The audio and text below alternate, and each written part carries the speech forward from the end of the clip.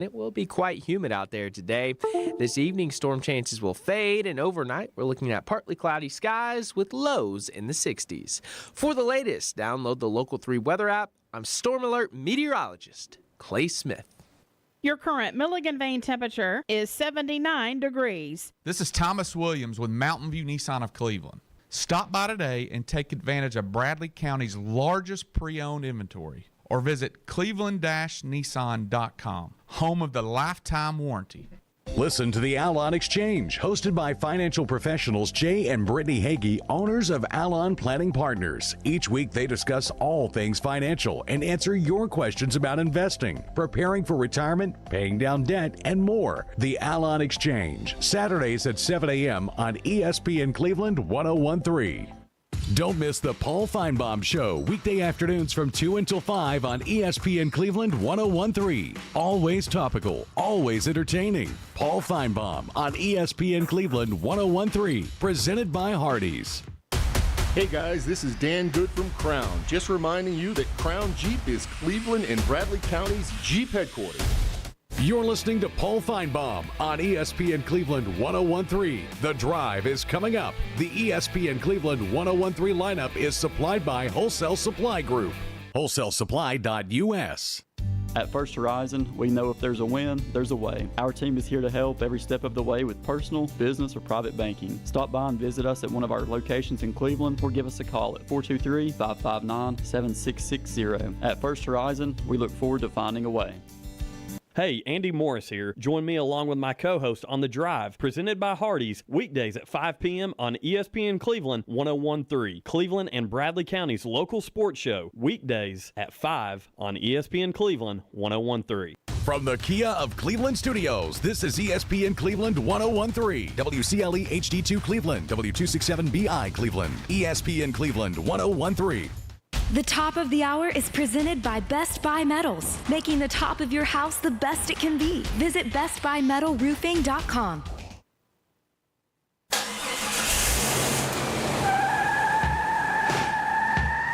It's time for The Drive on ESPN Cleveland 101.3, presented by Hardees. We will bring you nonstop sports news from the national and local scene and everything in between. So buckle up and join in on the conversation. It's The Drive. Don't take no style. Got a thirst for killing. Think your body. Welcome back to The Drive. Excited to be with you all today. Once again, live here on ESPN Cleveland 101.3, also on MixTV.tv, on YouTube, and on Facebook. I'm Andy Morris. Co-hosting with me today, Jacob Big Money Mason. We've been calling him Slim Money here recently because he's losing so much weight. Proud of this guy over here. And then also over here on the board, listen, there's been a little bit of conversation of, like, when it comes to producing this show, being on the board, like, who's the guy. And originally it was kind of went without saying that it was E, but his brother Elijah here stepped in and doing a great job for us, got us up and running on the stream. Appreciate him. Good to see you. Glad to have you here with us today. Just throwing a little shade at E for a minute. I know he's playing baseball still. We're proud of him. But Jacob, what's going on, man? Oh, just chilling, bro. Excited to be back in the studio, talk a little bit some sports. A lot going on. I mean, there's been a lot kind of breaking in the last couple hours, and then, you know, NIL is also back in the conversation after. Is it ever out of the conversation? No, you know, on the way over here, I was listening to John Daly complain about NIL and what a guy, Arkansas State, and, you know, of a program, and how he wasn't going to throw his two buddies under the bus. And, you know, it today, really, honestly, you can blame it just about anything on NIL, it feels like. Yeah, obviously yesterday we had a busy day. Breaking news kind of right as we got the show going started coming in about Major League Baseball, more specifically Commissioner Rob Manfred's ruling on the situation with players that had been permanently banned, or a better term, because permanently banned is clearly not the case now, but lifetime banned, which when you say lifetime ends when you die. Yeah. So that's relevant verbiage. to kind of get the ball rolling in this direction. But the breaking news yesterday, Pete Rose, shoeless Joe Jackson, among others, to be immediately eligible for the Hall of Fame after the decision on ineligibility status after death, pretty much. And that was addressed once again by Commissioner Rob Manfred amid pressure. Listen, President Trump, like him or hate him, he's got his hands in a little bit of everything, and that obviously reaches over to the sports world as well. We know he's been talking about with the NCAA about getting a commissioner to regulate NIL and labor terms, and he's also met with the Rose family. He's met with Rob Manfred, and not too long after that meeting, we're hearing this announcement. So President Trump, again, like him or not, he's got his hand in things, and it seems to me like I'm glad that this is finally happening. But as Jim and I said yesterday, it's very, very unfortunate that it had to happen after the death of Pete Rose. And obviously, Joe Jackson, you're talking about a guy who has been passed away, been deceased for a long time. But either way, it just doesn't sit well with me for Pete Rose, because like I get the lifetime ban, and we can go into the details of when it happened and how it went down, and he was 100% in the wrong. But it's all relative, because he never bet on his team, never bet against himself, and it's a sad thing to me. Yeah, I agree. And it, like, to me, the Hall of Fame is not like a good person contest. Like, it's not like you can go back and look at all these guys that are in the Hall of Fame, and if you want to dig up their skeletons, like, they're there. Like, they're going to be there for everybody. You know, you can not like Pete Rose the person, but you can't talk about baseball and not mention Pete Rose. I think it's pretty clear that, and some people might argue this, but I think it's pretty clear, as far as my opinion goes, he never threw games for money. Yeah. He bet on himself because he thought he was a bad dude. Yeah, I mean, like, I'll talk about this in a minute, but his stats just speak for themselves. Like, what he was able to do. All-time hits leader, man. They're crazy. That one right there is enough for me. I mean, I can go in. Let's just go ahead and hop into that.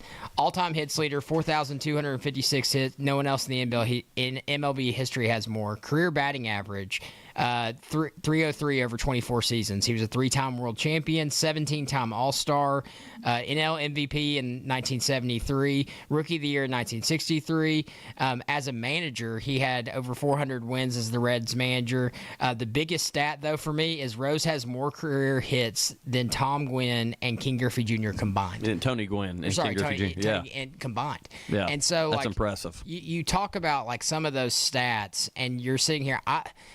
I'm sorry, like, if we went and dug up what Babe Ruth did, like, outside of the park, I'm sure we're not going to like it. Yeah. So, to me, it's not a, like, he's a good person contest. He was a phenomenal baseball player. And see, with that statement you had there, I am torn, because there are certain guys, like, you want to go over to the NFL. O.J. Simpson was a phenomenal football player. Stats don't lie. But I think certain things, there is a line where you justify, like, hey, you know what, this guy was so negative or so bad because of this or that, whatever it may be. Obviously, a lot of us presume O.J. Simpson was a murderer. Yeah, and that's a big variation of what we're talking about. That's an extreme. That's a major extreme. But I feel like even in the terms of gambling, in the terms of Major League Baseball, that Pete Rose still was on the light side of the gambling thing. Like, again, he was betting on himself because he just thought him and his team were that good. And Jim made a good point yesterday. He said, like, the guy, one of his downfalls was he played to win every battle, to win every single game, without sometimes thinking long term, like, hey, am I going to ruin my bullpen, so we're going to be in a bad spot the next few games, because he was so worried about winning what he was immersed in at the moment. Yeah, and so for me, like, his sins were real. Like we all know that he had his own issues. Preach, Mason. But, like, in my opinion, he didn't cheat the game at its core. Yeah. Like, that's where I'm at on it. Like he wasn't one of those guys. Like, me and you differ in this. You know, the whole steroid era thing. We've had our back and forth about that. I think there should be an asterisk. You think that they're cheaters and they should stay out, correct? You would be surprised. My opinion has slightly changed on that. Ooh. Yeah. Okay. So, you know, but regardless, like, to those people that are the hardcore, like, you know, they cheated. Like, Pete Rose didn't cheat the game. Like, there's no proof. Just like with Shoeless, there's no proof that these guys did these things, and other than he gambled. And we all believe that he gambled on himself because he just thought he was that dude. Yeah. So, for those of you that aren't as familiar with the situation, Pete Rose in 1989 was placed, and he accepted this, was placed on baseball's ineligible list. And that was with then Commissioner Giamatti, which, listen, if you dive into this and you watch some of the stuff, the documentation, some of the series that have been put together on this situation, ultimately, Giamatti, man, that it cost him his life. I feel like it's so much stress and pressure of this situation, and there are a lot of people that held that against Pete Rose. A lot of people. And Bud Selig has been one, former commissioner as well. Prior to Rob Manfred is one that a lot of people consider to be one of those people because he was close with Commissioner Giamatti. But so ultimately it came down because he was betting on baseball, which is a huge no-no. And Pete Rose knew that. I do think, and I thought at one point, because Pete Rose had met with Bud Selig, he had met with Rob Manfred in the more recent past. And I thought that it was going to get lifted at some point because he lied about it for a long time, which was his own issue. I think had he been up front after he got caught, he probably wouldn't have got the lifetime ban. Even once he got the lifetime ban, had he just came clean and been honest about it, then people probably would have relaxed a little bit sooner. Unfortunately for him, now we're talking about a gentleman who has since passed away, unfortunately, and is never going to get to take part in the Hall of Fame and all the festivities and everything. For his family, though, I feel like this is definitely the right thing to do. And this is a point that Commissioner Manfred made after meeting with the Rose family. He wrote in a letter, once an individual has passed away, the purpose of Rule 21, which Rule 21 is, again, not betting on baseball, basically, has been served. Obviously, a person no longer with us cannot represent a threat to the integrity of the game.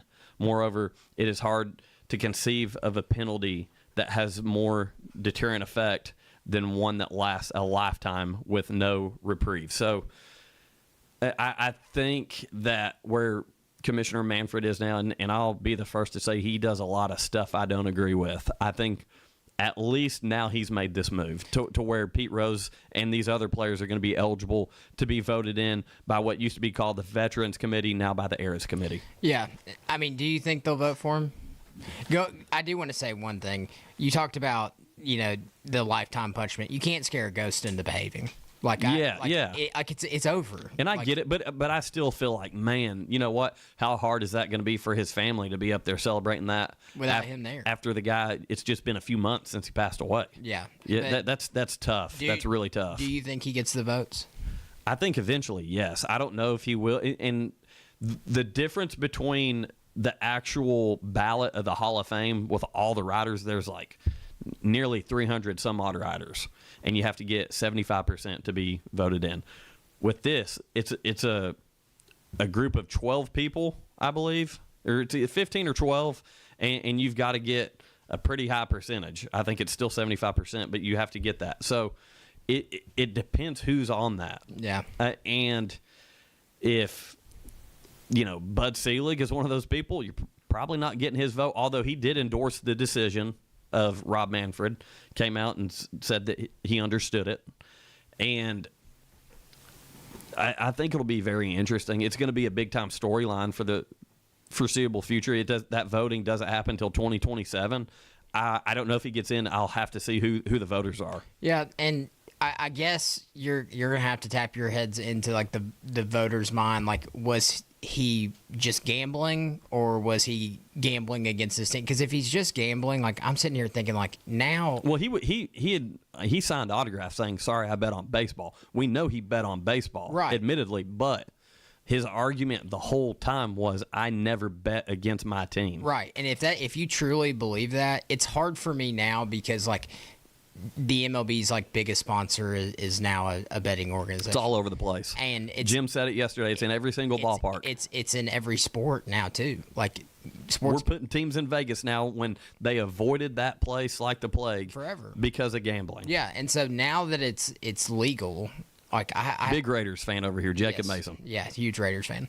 But now that it's legal, I just don't see what like grounds we stand on as long as you truly believe that he didn't bet against his own team. You want to hear something that's pretty cool with this whole situation, though?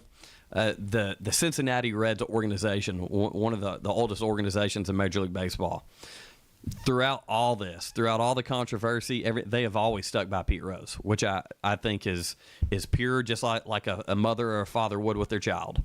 In the worst of circumstances, make them accept accountability, but at the same time, you stand by them. And I love that about the Cincinnati Reds today.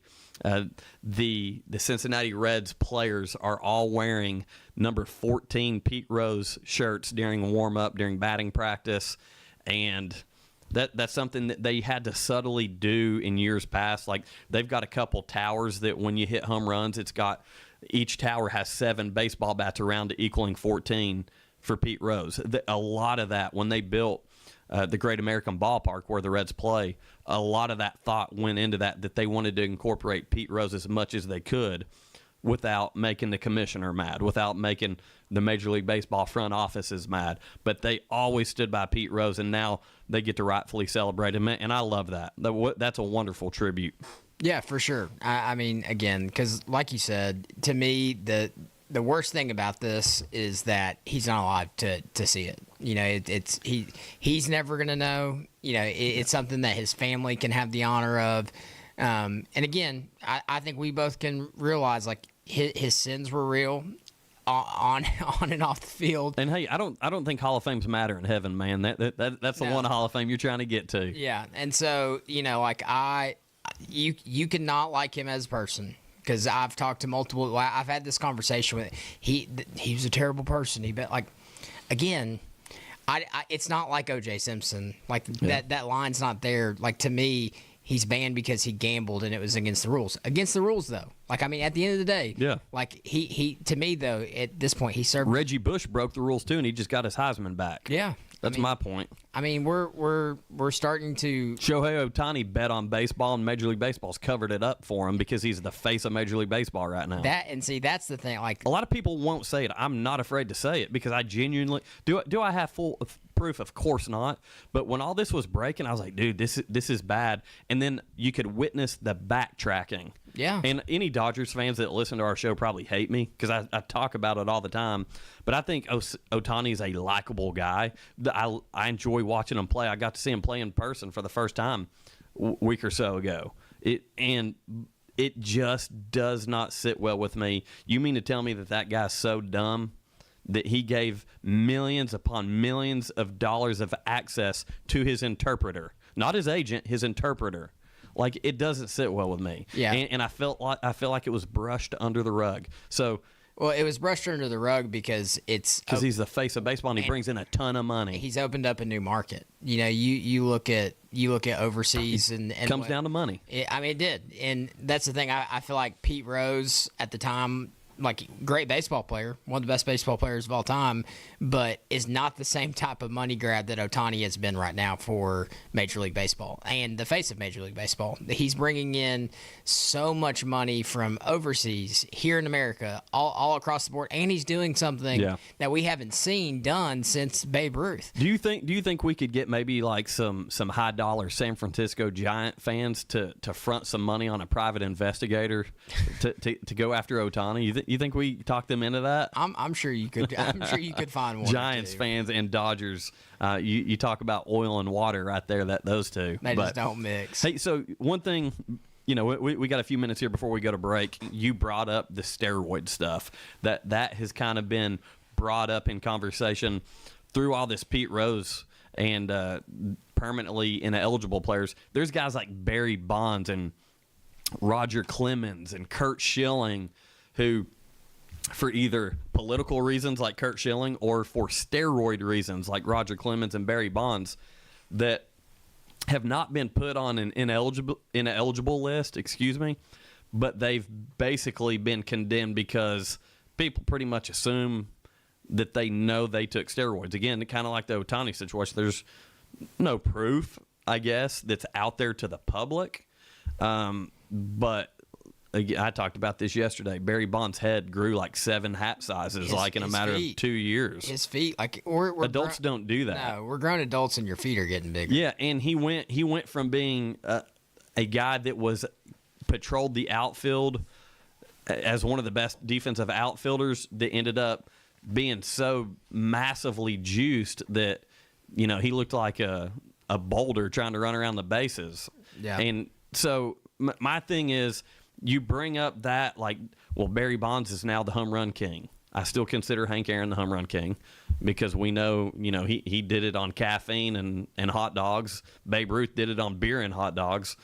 But I feel like originally I was like, dude, those guys were big-time cheaters. They actually tainted the results of ball games because, they were betting on themselves too in a little bit different way. But they were giving themselves an unfair advantage. Charlie Hustle, Pete Rose, the dude had no unfair advantage when he was betting on himself other than the fact that he knew he bet on himself. So that was my biggest issue with the steroid guys. And I feel like this has opened a door for a conversation for some of those guys to get in. I think this is going to benefit them just as much. One of my most memorable summers as a baseball fan, as a kid, like in 98, 99, was Sammy Sosa and Mark McGwire. Yeah, same. That home run chase and trying to get the single season, get to Roger Maris's record of 61. And that was so much fun, and that was coming on the heels of, in 94, they canceled the season. There was a strike, and that hurt baseball a lot. So the juiced era kind of brought baseball back. It was almost necessary, and I think that's why certain things were kind of allowed to let go because, hey, guess what? People are coming to the ballpark again. People are watching on TV again. At this point, it happened. I'm not a big fan of backtracking in sport and punishing unless it's something like just completely off the wall insane.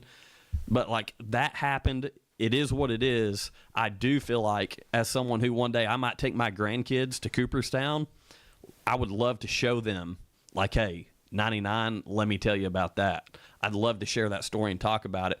Do I think they deserve the plaque on the wall right beside Chipper Jones and Robin Yount and Cal Ripken Jr. and all these guys that I'm almost wholeheartedly confident that they did it the right way? I don't think they deserve to be beside those guys. I really don't. But I would love for there to be a part of Cooperstown where they said, listen, this is the steroid era, and this guy, and this guy were elite. Yeah, and that's always kind of been my argument with the asterisks, acknowledging what they did. At the end of the day, we talk about the hardest thing to do in sports is hit a baseball. I mean, easily to hit a baseball. Barry Bonds talks about it like playing catch with your buddy.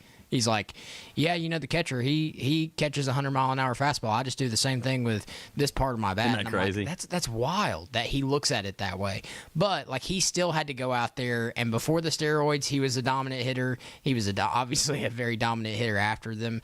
But I just think there needs to be, a part in history that is acknowledged that a lot of guys during this time took steroids and it was against the rules, but baseball was kind of in a desperate place, and we all growing up, I'm a huge Braves fan and would turn on the TV to find Mark McGwire. Yeah. You know what I'm saying? I would turn on the TV to see him hit a baseball.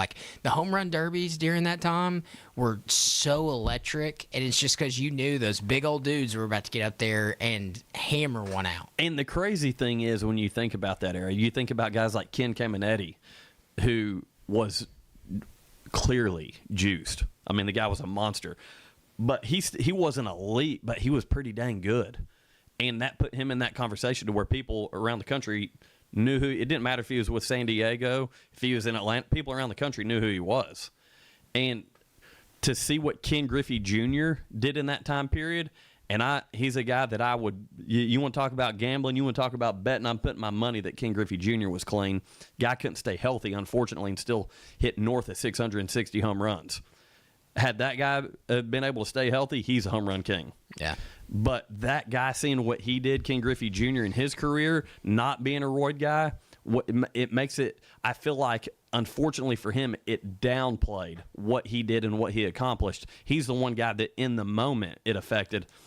And then when you go to the history books, guys like Hank Aaron and Roger Maris, it affected them. So I have mixed feelings. I've opened the door a little bit more because I used to be keep those guys out. Yeah. And I've came around a little bit because I enjoyed it as much as anybody. The long ball is fun. There was a commercial years ago, Chicks Dig the Long Ball, with a couple of Braves Hall of Famers in there, Tom Glavine and Greg Maddux. So, like, I really think it's okay to keep all those guys on a separate wall, but to acknowledge what happened during the time. And at the end of the day, if you have an asterisk by your name or you're on a separate wall as somebody else, it's being acknowledged that you're not the same as these guys. You know what else we need to acknowledge? What's that? A commercial break. Let's do it. So real quick, we're going to hit that when we come back. We're going to talk more baseball, some Atlanta Braves baseball specifically. The Braves are finally at 500. We've also got some other fun topics we're going to talk about. High school sports here locally, a lot happening. And then, of course, got to talk some college football, a little NBA. We're going to cover it all today here on The Drive. The Drive will be back after a quick timeout. Stay tuned for more nonstop sports talk on The Drive, presented by Hardees. You can't run, you can't hide, but you can drive. Drive away from your credit challenges today at Kia Cleveland on South Lee Highway. This is John Davis at Kia Cleveland announcing our credit forgiveness event. Our lenders will forgive your credit sins and your misdeeds and say yes to you and yes to financing your dream car. Plus, we'll take any trade in any condition and give you $7,000 over Kelly Blue Book fair value toward the purchase of any new Kia Sorento EX in our huge inventory. That's right, $7,000 more than your trade is worth. Don't forget it. I'll beat any deal from anywhere in Georgia, Tennessee, or Alabama. Drive away from your credit challenges today and come see me, John Davis, during our credit forgiveness event at Kia Cleveland on South Lee Highway in beautiful Cleveland, Tennessee, where getting approved is as easy as 1, 2, 3. Looking for the dealer who's gonna give you more. Kia of Cleveland Superstore. Subject to lender approval. Offers don't combine. Expires month end. KiaofCleveland.com. Hardee's Original Bag packs 2 full-size favorites, plus fries and a drink starting at $5.99. Pair any 2 items. Choose from a charbroiled double cheeseburger, hot ham and cheese, or hand-breaded chicken tender wrap. Or choose 2 double cheeseburgers for just $1 more. A great big bag of original goodness starting at just $5.99. Only at Hardee's. Download the Hardee's app and join My Rewards for special offers. These items only. Tax not included. Price and participation may vary. Got an injury that just can't wait? There's no need to delay your care. Center for Sports Medicine and Orthopedics is excited to announce that our Urgent Ortho Walk-In Clinic is now available on Saturdays at the Gun Barrel Road location. Open from 8 to noon, we're here to treat sprains, strains, fractures, and more. No appointment needed. So skip the long ER wait and get specialized orthopedic care fast. Visit us this Saturday at Center for Sports Medicine and Orthopedics Urgent Ortho. We're the center for expert care right when you need it. Learn more at sportmed.com. We tend not to think about right now, but right now in front of us is victory over cancer. Right now, cancer research funded by the V Foundation is leading to better treatments and saving lives. When you give to the V Foundation, 100% of your donation goes directly to game-changing cancer research. Victory over cancer is there for the taking by you. Donate at V.org, because today's cancer research is tomorrow's victory. Don't give up. Don't ever give up.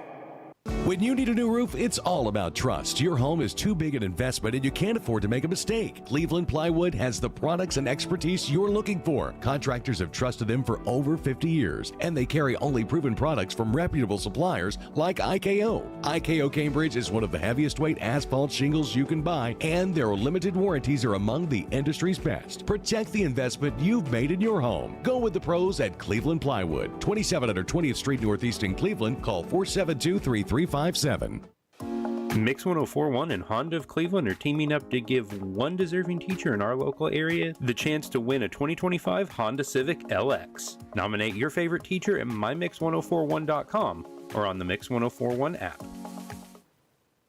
Welcome back to The Drive, presented by Hardees. Join the conversation. Text 423-749-1013. You can also listen anywhere on our website, ESPNCleveland1013.com.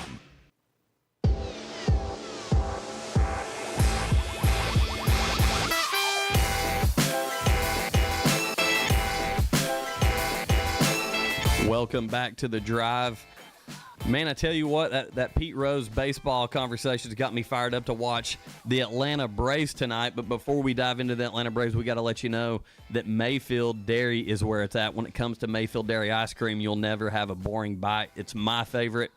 Their limited edition ice creams include cherry chocolate chip and banana pudding, and they're inspired by traditional Southern recipes and seasonal favorites. Pick some up today at your local grocery stores, and you can visit them online at mayfielddairy.com.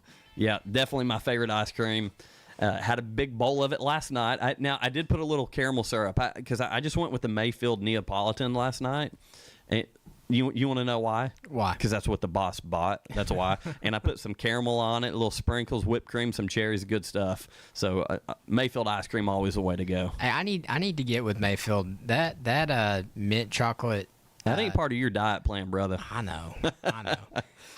You've been doing good, man. For real. I have some weak moments every once in a while, like the other night where I had some the Girl Scout cookies in the fridge or in the freezer and crumbled them up into some vanilla ice cream, and it was fire. This guy calls me during the Braves game the other night. Something big happened, and he's talking to me, and I'm like, "Are you out of breath?" He's like, "Yeah, I'm walking." I'm like, "Atta baby, atta boy." Proud of this guy over here. But yeah, Mayfield Dairy not helping him out, right? No, hey, that temptation is real. Hey, I walk for the Mayfield. That's awesome. That's where it's at. Hey, some quick news. Ronald Acuna Jr. Want to know what he did yesterday?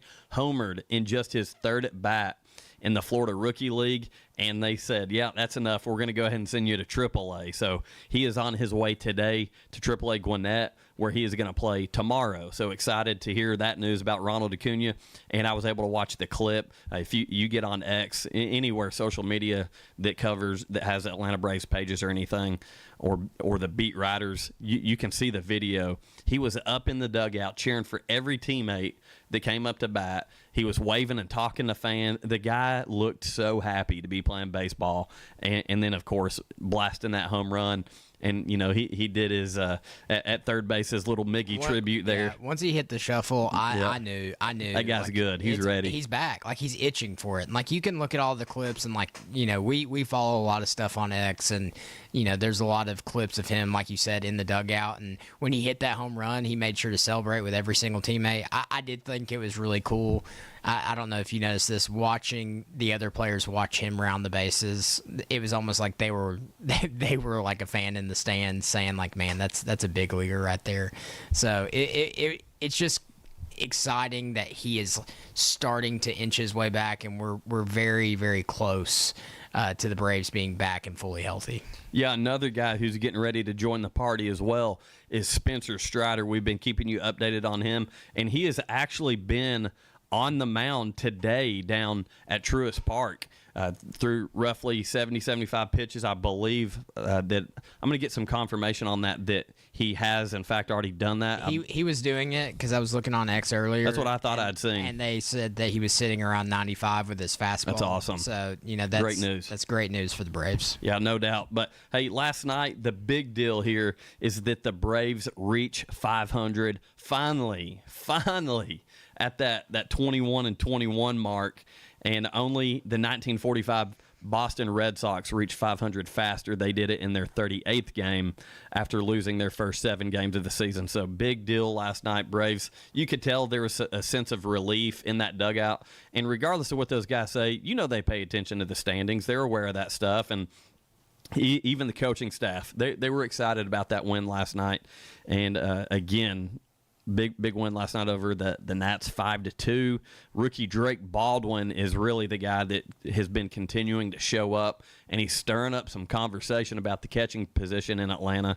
And then, of course, Spencer Schwellenbach was sensational. 7 innings pitched, only 4 hits, 2 runs, 2 walks, 3 strikeouts. What a quality start from him. But let's go back and talk about Drake Baldwin for a second, because that guy's been real. We texted about it last night. Like I texted you and I said, I know it's early and you can't put too much stock in this because, like you look at guys like Ian Anderson who year one were just it felt like he was going to be the next superstar for Atlanta. And then, he didn't have a great year two and, those kind of things. But like you're sitting there and I texted you, I said, how do we sit this guy 2 out of 4 games? He had his first 3-hit game last night of his career. Yeah. The guy's a rookie, and he was only a triple away from the cycle. Already his 4th home run of the season, playing minimal time, really having to split that time with Sean Murphy. And also, that brings up another question, like, Sean Murphy's been productive this year. He's been solid. Like, do you try to keep both those guys around? Do you potentially use Sean Murphy and take a small sample size from Drake Baldwin and say, let's roll the dice here and see if this guy pans out and go get us a shortstop?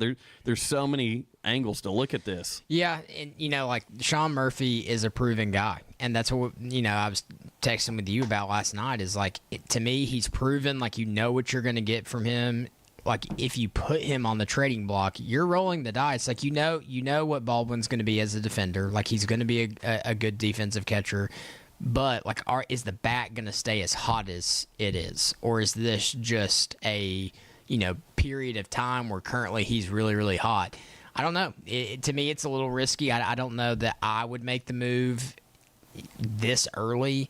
But I also want another World Series. Yeah, wait. I think you're onto something. Wait and see what the need is. Yeah, like if somebody calls about Sean Murphy and they've got a pretty sexy trade offer, I don't know, man. It'd be kind of hard to pass up because with the lineup that we've got, I say this, with the lineup when Ozzie is hitting, that's another one that I'm stuck on. Ozzie, to me, is such an energizer bunny for our lineup. When he's hitting well, it just seems like everything goes well. And right now, I feel like the reason we're kind of sitting teetering that 500 mark is because we're not fully gassed up there. Yeah. Going back to last night specifically, Austin Riley had 2 hits in the game. Ozzie Albies had 2 hits, breaking out of a slump for him that has been kind of scary, honestly, seeing how much he was just up there hacking and struggling. I think that's going to do a lot for his confidence. And we've seen him do that in smaller spurts in the past where once he got it going, he was in. He was good. And, again, he's a switch hitter. That's something that is going to continue to be, evaluated by the coaching staff. And, hey, where's he hitting the best from? Maybe we should just slow things down and let him concentrate and continue doing what's working. But I love him as a switch hitter, and I hope that's something that he's able to continue to do and be productive. But you talk about adding Ronald Acuna back to this lineup. Yeah, it's a shot in the arm. It definitely could be scary.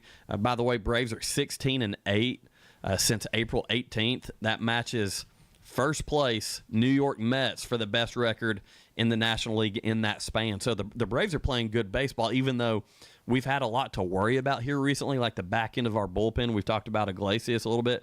Good news last night, he was able to rest as Dylan Lee. I tell you what, our guy Dylan Lee does some work for that bullpen. And also Pierce Johnson were solid in locking down that win for the Braves, once again winning 5-2 last night over the Nationals. And, it's – You worry about the offensive production when you look at winning and losing the games by 1 run like you have over the past 10-game span. But I think we've seen it year after year with this group. Ozuna's going to hit the baseball. Yeah. Olsen's going to hit the baseball. Austin Riley's going to hit the baseball. Michael Harris is going to go through some slumps, but his defense is worth it. Sean Murphy's going to hit the baseball. And then you got a rookie Baldwin like we've talked about. he's proven he hits the baseball. I think it's just a matter of time before this team just absolutely goes off, and I think Ronald Acuna might be the tipping point for that to happen. Yeah, and you've heard me say this before, but they survived the worst-case scenario. They survived the injuries, the cold bats, the slow start, and yet they are tied for the best record since April 18th in the NL. But to me, that's what good organizations do. Like they find a way to battle through the adversity so that when that time comes, like you said, like when a Ronald Acuna comes back or when a Strider comes back, like they're going to be geared up. And, to me, I still think Strider is ace material type stuff. Like I think having him back for a late run, hopefully into October, is super, super important. So I'm okay that they've taken the time that they've taken. I'm okay that he's, going through all of these reps and simulated pitches and whatever. Same with Ronald Acuna. I don't want to rush any of this because right now the Braves are doing exactly what they need to do. Survive the storm, and then let's go on a big push and a big run and try to make October fun. Yeah, once again tonight, the Braves back in action now. Sitting at 21-21, 500 record, ready to get over 500 for the first time this season, as they're sitting in third place in the National League East, 6.5 games back of the New York Mets. Again, back in action at the TP tonight for Game 3 of 4 in the series against the Washington Nationals, who are currently fourth in the National League East. And excited for the matchup. Bryce Elder on the mound tonight. He's 2-2, getting better each and every start, and he's facing Mitchell Parker, who's 3-3 with a 3.97 ERA for the Washington Nationals. So once again, that game, first pitch at 7:15. That will be on Mix 104.1 right after our show. Finish Line Radio's coming on, so no Braves pregame on ESPN today. And then after Finish Line Radio, for all your NASCAR coverage, by the way, we're going to go over to Knicks Celtics for that series. So going NBA. So Braves tonight on Mix 104.1 against the Washington Nationals. Once again, first pitch 7:15, and that is presented by Mountain View Nissan of Cleveland. So excited to see the Bravos try to get over 500. For sure. And if you're any kind of NASCAR car fan, like beginning, middle, like, dude, I love it. I love it. I literally want to run out of here at 6 o'clock and turn it on because I watch NASCAR on Sundays, and they have such good opinions, such good insight. Brutally honest too. I love it. Yeah, like I looked at my dad and I said, "Hey, if you don't want to listen to me from 5 to 6, at 6 o'clock, go turn on Finish Line Radio." So if you're a NASCAR fan, go give them a listen. Hopefully one day I can make my way over there and like do a sneak appearance on their show. That would be an honor because I love listening to those. That's guys. awesome. Hey, so real quick, I got to get Elijah on air for a little bit here. So when it comes to Finish Line Radio, and be honest with us, like your dad's a good dude. Does he let you hear about how good he does on Finish Line Radio? Like when he's at home behind closed doors, not trying to be cool for everybody in the public? Is he like, hey, listen to the show today, man? We got that. Like, see, 24/7. That's awesome. 24/7. I love it. I knew it. Hey, we're going to take another quick break. When we come back, we're going to cover some high school sports.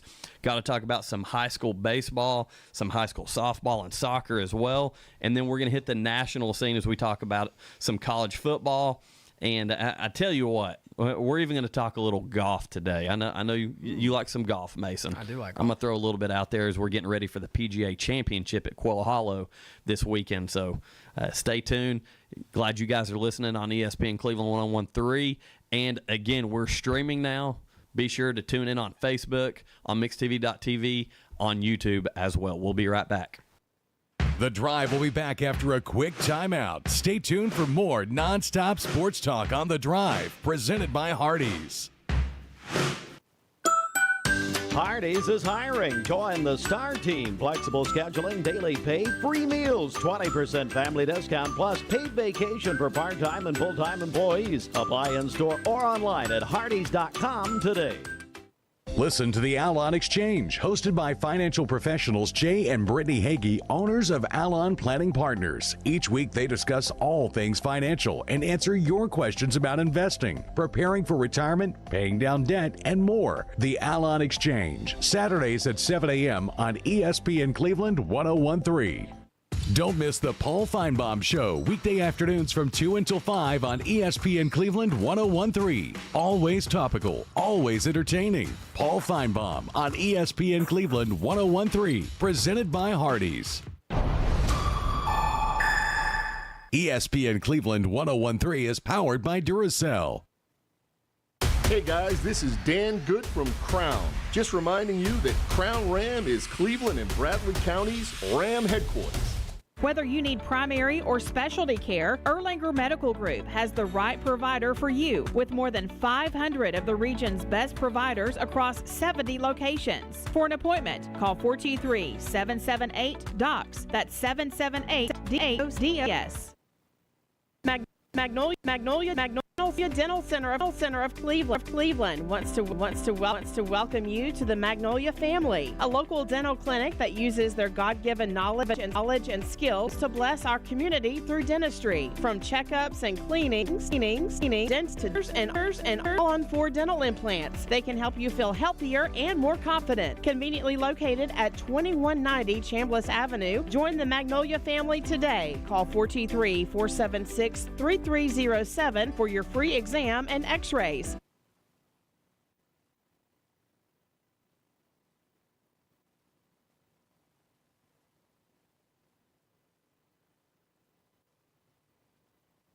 It's time for a Don Ledford of Cleveland traffic update on ESPN Cleveland 101.3. Don Ledford Chevrolet Buick GMC, located on North Lee Highway in Cleveland. Or visit donledford.com for details. Don Ledford, where we say yes. It's on-time traffic with Commander Chuck.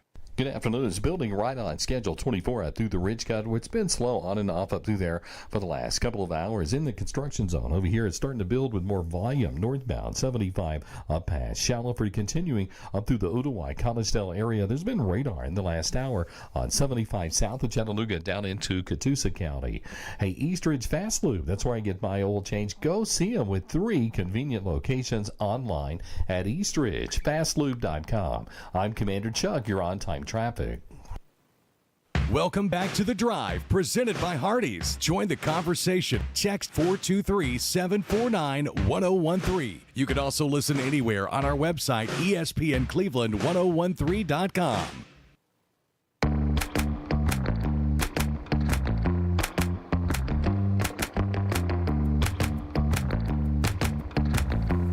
Welcome back to The Drive here on ESPN Cleveland 101.3. I'm Andy Morris along with Jacob, Slim, Money, Mason in the building with us today. And we're going to go ahead and dive right on in to high school baseball as they're getting ready to start their sectional tournament. Again, you win here, best of 3 series, you're going on to the spring fling, the big dance in high school baseball up in Murfreesboro, trying to play for a state title. So tomorrow, both teams here locally that are representing the regions here, Cleveland and Bradley, both in action. Cleveland is actually on the road at Blackman, and those games are all up there at Blackman High School. Thursday, 6 p.m. is the scheduled start. Obviously, as crazy as the weather's been, hopefully nothing changes, and we can keep all that precipitation out of the way of these games. But Cleveland starts off tomorrow in their sectional series at Blackman, game at 6 o'clock, Friday and Saturday. Again, if necessary, Saturday, both of those games slated to start at 1 p.m. Region champs, Bradley Central Bears, they're hosting Siegel tomorrow, 6 p.m., Friday, 6 p.m., and if necessary, Saturday at noon. And that game is at noon on Saturday to accommodate Siegel's graduation. So it's graduation season. We've got a bunch of weather, so definitely want to make sure that the rain does not change the times. We need to make sure we're not doing our rain dances because we want to get these games in for those baseball teams. Yeah, for sure. And at this point in time, like all the teams that are still playing are very good at baseball. Hearsay conversation. I was about to get on Game Changer and look it up. I heard that Blackman upset Siegel Siegel was the team that a lot of people thought would win that region. So, good thing Bradley gets them at home, and maybe that's good news for Cleveland as well. But I think I just found Blackman, and they were like something like 28-9. So, pick your poison. All these teams are going to be good, especially those teams from Middle Tennessee. They always have high-quality baseball players that are coming out every single year. But same as us, there's a lot of really good teams around here, and it's been exciting to follow those two teams. I know at first I thought the game was tonight, and I'd already informed my wife that I was getting off the radio and heading over to Bradley High School to watch some baseball, but that just kind of shifted plans to tomorrow. I'm going to get off the radio tomorrow. That's it. And go over and watch some of my former players at Bradley. Hopefully get to advance a little bit further in state. As a coach, that's one of your favorite things to do is watch kids go on and excel. And, I'm excited for the guys that are out there to have a chance to do so. Yeah, absolutely. Going on over to high school softball, let me tell you about the feisty Phillies up there at Walker Valley. They're playing some good softball right now. They beat Ooltewah yesterday 6-1 to advance to the region championship game tonight. That game coming up here in less than 15 minutes. That game's been moved to Frost Stadium, home of the UTC Lady Mocs down there in Chattanooga. So Walker Valley Lady Mustangs, the feisty Phillies, sitting at 30-8 on the year, taking on East Hamilton tonight for the region championship. And I tell you what, Coach Lauren Lindbergh and assistant coach April Richards, they've got this team fired up. It's fun to see them in the hallways up there. Obviously get to interact with them a lot, and I know they're excited for the opportunity to play for the region championship tonight, something that they've kind of turned into a habit with Walker Valley softball. Yeah, I'm going back and I'm looking currently at a picture. They hung some new things on the wall. Some awesome graphics, out there at their stadium. And so since the team started in 2002, I think I remember looking at I don't know that there's a losing season on there. I don't think there is. I think there's a season where they go 16-16. And so 2016 rebuilding year, that's all that was. Yeah, but outside of that, some of the first year they went 16-16, then 2016 they went 16-16. But outside of that, there's a lot of 20s, a lot of 20-win seasons on the board. So Walker Valley, and they're sitting at 30-8 right now. I know, that's insane. Walker Valley softball has been, the program that they have up there is truly elite, and it's something that they've set a standard. They've set a great standard for what it looks like to run a really good program. So shouts out to Coach Lindbergh and that staff, April Richards. They do a phenomenal job. Yeah, going over to high school soccer, you want to talk about another exciting team, the Cleveland Blue Raiders. On the pitch, right? We're talking soccer. We got to talk about the pitch over there at Benny Monroe Stadium, which Coach Monroe would say that is a football stadium and that is a gridiron, but he's still pulling for the Blue Raider soccer team. They beat East Hamilton 3-0 Monday to advance to the region championship game that is taking place today versus Howard. That game will be at 7 p.m. at CHS Benny Monroe Stadium. And I tell you what, another big opportunity for the Blue Raiders to try to bring home a region championship in soccer. Yeah, it's funny how this town works. Miles Christian, one of the best soccer players that Bradley has ever had, is now leading the Cleveland Blue Raiders and that team to some great heights. And then I know Joel Schwartzel, one of my good friends, is helping out over there as well. And Schwartzel's good people, man. Yeah, they've got a great thing going, and they've been good at soccer since I was in high school, and I think they were good before then. So I used to be that crazy person in the stands that used to yell that's offsides, but had no idea what offsides actually meant. So I loved supporting my friends that played soccer, but Cleveland High School has been really, really good, and they continue to be so, and we're going to cheer them on here at the station. Hope they make a big run at it too.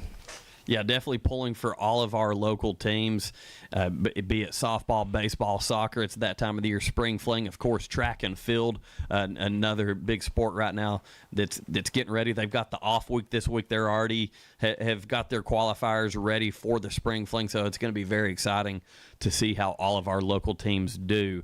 And real quick, I think, Jacob, you've got something for us. Yeah, Duracell in Cleveland now hiring mechanical skilled technicians, $22.17 to $27 per hour. Excellent excellent benefits beginning day one: medical, dental, vision insurance, paid vacation, holiday pay, 401k, tuition reimbursement, and more. Apply now at Duracell.com. That is Duracell.com. Our good neighbors over here, just right across from the station, Duracell. Thankful for them helping us with our sports coverage. And, hey, I also want to give a shout-out to Cleveland's Oldies 99.1. Talk about literally next door, the studio right beside ours. Man, I tell you what, they're playing some good oldies music, and it's a good variety. There's some soft rock, some hard, a little bit harder, heavier rock, getting into the 70s and stuff. But, man, it's some of the best stuff, and Mike Lee has done a phenomenal job building that station over there, Cleveland's Oldies 99.1. So I want to give a shout-out to them, give them a listen, and anytime we're not on the air, switch it over to Cleveland's Oldies because it's a great set list that he's put together, and he's continuing to grow that, and I enjoy listening to it because I'm a classic rock guy. I like that older stuff. I know you're not much into that, Jacob, right? No, Are you? Yeah, Are you? I do. I've been listening to the oldies, and You used to irritate me in the mornings with some of the stuff you were bumping. That was just because that was for the kids. That's He said I did it for the kids. But no, at time out, I'm about to pull up that playlist right now. I've got all kinds of stuff from the 70s and 80s all over that. Kids would look at me and be like, "What are you playing?" But one good soundtrack that all kids like is what's that Marvel movie? Guardians of the Galaxy. Anything from Guardians of the Galaxy. That has got a good soundtrack. You can play volume 1, 2, or 3, and kids are like, "Okay, I like that." All right, hey, so we got a lot to get in a short amount of time. PGA Championship at Quail Hollow starts tomorrow. Again, out there in Charlotte, North Carolina. Excited about that. But listen, the real big news in golf, you know what's going on, Jacob, in golf? Did you hear about this? What's up? Morris, the alligator, passes away at age 80. He was the alligator that starred in Happy Gilmore and Dr. Dolittle 2. And his name was Morris, so he had to be a pretty tough alligator. Had to be pretty cool. Yeah, he had to be all right. That's the big news in golf, being one of the stars in Happy Gilmore. He took Chubb's hand, man. Since we're talking about golf, do you think that Scotty wore that orange polo to say go Texas, or do you think he said it because it was a year ago that he got arrested? I think he was like, this is a good opportunity to throw shade twice here. Honestly, I really do. What a character, man. Definitely fun to follow him. If you don't follow him on social media and his YouTube page, you got to follow that guy. He's so good, not only at the game of golf, but just a good personality. A lot of fun that brings some energy there to the golf world. Hey, also, one thing that we got to talk about, some NBA stuff, obviously right in the thick of the playoffs right now. But the draft lottery happened Monday night, and the Dallas Mavericks, who had a 1.8% chance to win. And I know you got a take on this, Jacob. They had a we're full of conspiracy theories apparently today here at the draft, but 1.8% chance to win. The Dallas Mavericks won the draft lottery Monday night, and they're expected to take Duke's Cooper Flag. And just go ahead and sound off, Jacob. Bro, Luka to the Lakers, Mavs win the lottery. That's not a coincidence. I'm sorry, you're not going to convince me a global megastar, face of the NBA for probably the next decade, gets sent to Los Angeles, and then all of a sudden Dallas, who had like no odds. So you're saying this is an inside job from the NBA? They said, hey, you get him in L.A. in that market so we can make some money off of him.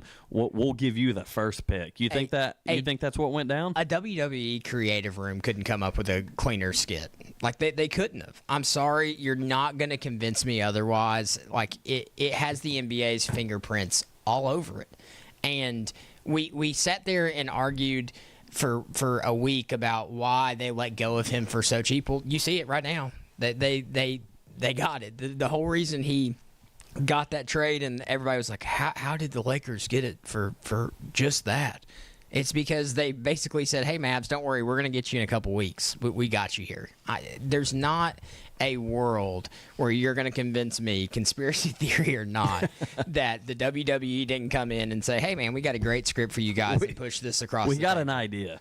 Hey, just going over to the NBA playoffs, the Indiana Pacers upset and eliminated the Cleveland Cavaliers moving on to the Eastern Conference Finals. They're awaiting the winner between the Knicks and Celtics. Once again, that game tonight, 7 p.m. right here on ESPN Cleveland 101.3. And then going over to the Western Conference right now, the Denver Nuggets and OKC waiting to play. That game is actually tomorrow, 8:30, and it looks like OKC's just sitting there trying to finish this thing off, leading 3-2 over the Nuggets.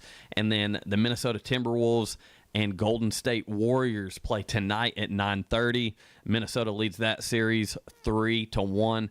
Again, trying to advance to the Western Conference Finals. So that is your NBA coverage here on The Drive. And one last NBA thing. Did you hear about Michael Jordan? We talked about it briefly yesterday. He's joining NBC's NBA coverage as a special contributor. And I tell you what, I think that's going to be huge because he's a guy that's kind of laid low, as popular and as famous as he is. Outside of NASCAR appearances, you don't see him out in the public eye a whole lot. Every once in a while you'll see him, at the golf course and stuff, but to get him in front of a camera is going to be huge for the NBA. Who you want? This is an opinion show. Adam Silver, commissioner of the NBA, has done a lot to run the NBA into the ground, in my opinion. This going back to NBC, being able to rock John Tesh's "Round Ball Rock" again, that NBA theme song. Only other thing they got left that they need to do is bring back Ahmad Rashad to host NBA Inside Stuff like we used to see back in the 90s and stuff. But, man, I do think this is a huge move for the NBA and NBC, adding Michael Jordan. Yeah, for sure. I mean, we've talked about on the show, I think, before, who's the greatest basketball player of all time. I think all of us in our generation are always going to say Michael Jordan. People are going to Don't even come in here with that LeBron stuff. I know. Don't even do it. I'm not one of them, I promise you. But having him up there may bring some old eyes back. It may bring some viewers might bring me back. Honestly, it may bring some old eyes back that haven't really been watching the NBA. And again, we talked about their viewership wise, they're struggling a little bit. And so you want to make some big splashes. You trade a guy like Luka to the Lakers. You bring Michael Jordan back on as a commentator. They're trying to get things in the right direction. Yeah, Notice how I just talked about Luka like it actually happened. I know it's an opinion, but dude, I'm sorry you're not going to convince me. Listen, I feel that's where I stand with the Ohtani stuff, man. Like honestly, I'll argue with a brick wall about it. Yep. I will preach it till I'm blue in the face. But NBA, as you said, it has lost viewership, and I know we've not covered a ton on this show. And you talk about the extent of covering the NBA. The extent of watching the NBA for me this year, outside of watching highlights just to see kind of what's happened, I turn on TNT to watch Shaq and Charles banter, or I follow on Instagram just so I can see the interactions from that night because those guys are such good personalities. It's not been a lot of game coverage. And I think nationally, especially here in our area, college basketball is kind of dominated basketball coverage. But when you get into the summer like this, college is over, people would usually shift, hey, it's NBA playoff time, let's watch it. I think getting Michael Jordan back involved and NBC back involved in general is just a huge move for the NBA. So excited about that. And while we've got little bit of time left here, Jacob and I have decided we're going to do a fun game where when you talk college football, we're going to put together a little draft, kind of like what we did with Major League Baseball, our all-time list. We're going to draft between the two of us. We're going to include Jim when he comes back.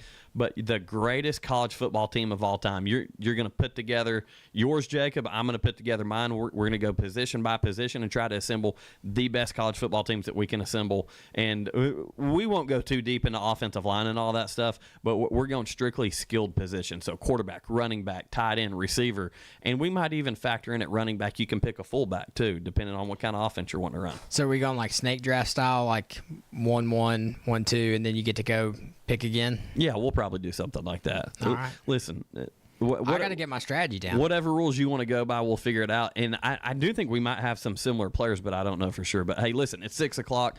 Glad you guys have joined us here on The Drive today. Wish we had about a half hour more. We could go on and on. But join us tomorrow as we pick our college football players for our all-time teams. That'll be a lot of fun. You want to contribute, text in to the volunteer Rid of Pest text line, 423-749-1013. For Jacob Mason, I'm Andy Morris. Get back with us tomorrow. We're going to have some more fun.